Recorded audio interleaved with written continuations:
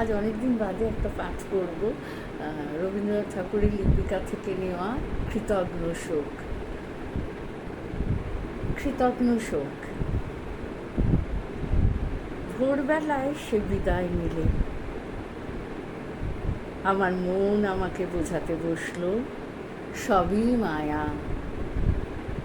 আমি রাগ করে বললেন, এই তো টেবিলে সেলাইয়ের বাক্স, ছাতে ফুল গাছের টব, খাটের ওপর নাম লেখা হাত পাকখানি, সবই তো সত্য। মন বললে, তবু ভেবে দেখো।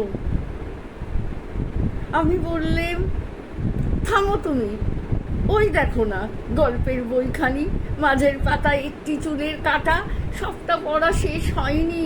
এও যদি মায়া হয়, সে এর চেয়েও বেশি মায়া হলো কেন?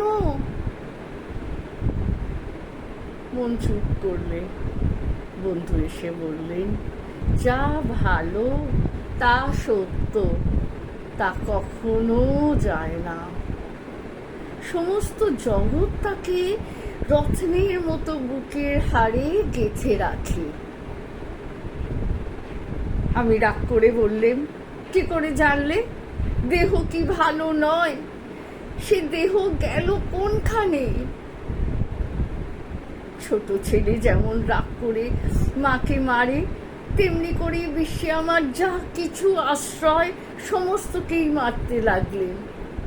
বললেন, সংসার বিশ্বাসঘাতক। হঠাৎ চমকে উঠল। মনে হলো, কে বললে অকৃতজ্ঞ? জানলার বাইরে দেখি ঝাউ গাছের আড়ালে চেঁচিয়া চাঁদ উঠেছে। যে গেছে যেন তারই হাসির লুকোচুরি। তারা ছিটিয়ে দেওয়া অন্ধকারের ভিতর থেকে একটি ভৎসনা এলো। ধরা দিয়েছিলেন সেটাই কি ফাঁকি? আর আড়াল পড়েছে এইটিকেই এত জোরে বিশ্বাস। নমস্কার।